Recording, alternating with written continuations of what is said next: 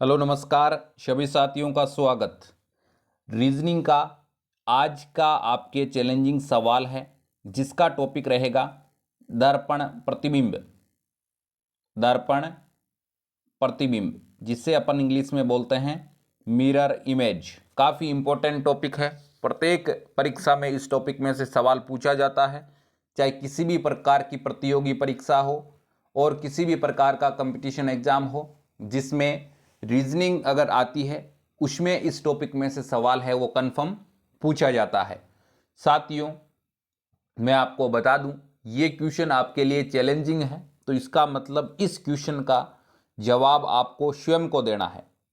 जितना हो सके ज़्यादा से ज़्यादा अपने साथियों को कहें कि इस जो एसएससी एकेडमी नामक जो ऑनलाइन प्लेटफॉर्म है इसमें चैलेंजिंग सवाल आते हैं, तो उन चैलेंजिंग सवालों के आंसर आपको स्वयं को कमेंट बॉक्स में देना होता है कि आपको खुद को पता चले कि अपनी तैयारी बेहतर तरीके से बेहतर ढंग से चल रही है या नहीं चल रही है।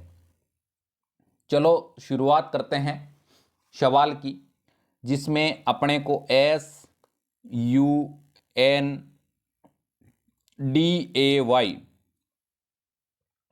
ये दे रखा है और अपने को दर्पण प्रतिबिंब ज्ञात करना है।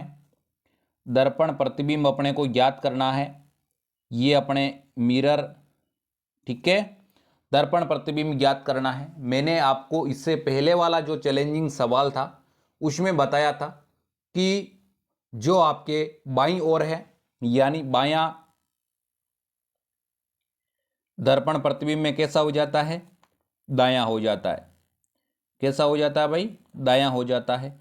और दायां दर्पण प्रतिबिंब में कैसा हो जाता है, बायां हो जाता है।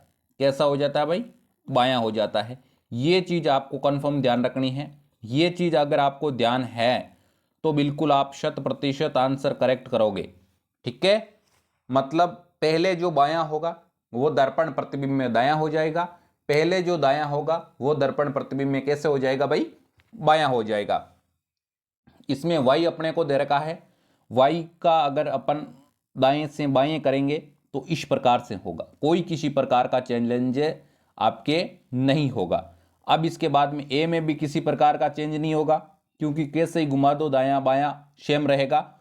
लेकिन अब d है, d का मुंह है किस तरफ खुला है, d का मुंह है खुला है आपके पश्चिम दिशा की ओर, लेकिन इधर किस दिशा की ओर हो जाएगा, पूर्व दिशा की ओर हो जाएगा, ठीक है।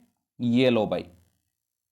अब इसके बाद में n है तो n भी किस प्रकार से हो जाएगा, n भी इस प्रकार से हो जाएगा। u है कोई फर्क नहीं पड़ेगा। और s है, s भी किस प्रकार से हो जाएगा, ऊपर वाला मुंह है पूर्व दिशा की ओर ओपन है तो इसका मतलब ये पश्चिम दिशा की ओर ओपन हो जाएगा। इस प्रकार से आपके कौन से ऑप्शन में दे रखा है वही अपना क्या होगा, करेक्ट आंसर होगा।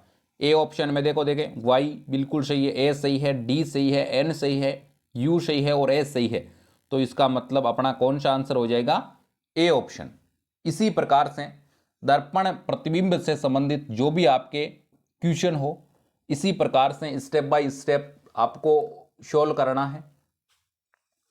और एक चीज आपको ध्यान रखनी है, जो बाईं अवस्था है वो दर्पण प्रतिबिंब में दाईं हो जाएगी और पहले जो दायां है वो दर्पण प्रतिबिंब में बायां हो जाएगा। ये चीज आपको कंफर्म ध्यान रखनी है। ये चीज अगर आप ध्यान रखोगे ना, कभी भी आंसर है वो गलत नहीं कर पाओगे, ये मैं आपको 100% गारंटी के साथ कह सकता हूं। अब मेरे हिसाब से काफी सारे साथियों ने कमेंट बॉक्स में आंसर ए बताया है, तो बिल्कुल आपका जवाब 100% सही है, कोई किसी प्रकार का संदेह नहीं है। तो इसका मतलब आप स्वयं दर्पण प्रतिबिंब से संबंधित जो भी आपके क्वेश्चन आता है उसका आंसर कर लोगे। साथियों, अगर अभी तक आपने डिस्क्रिप्शन बॉक्स में जो टेलीग्राम चैनल का लिंक दे रखा है वो ज्वाइन नहीं किया है तो तुरंत प्रभाव से वो ज्वाइन कर लें, क्योंकि प्रत्येक परीक्षा से संबंधित जो भी इम्पोर्टेंट सूचना आती है वो आपको टेलीग्राम पर सबसे पहले मिल जाएगी।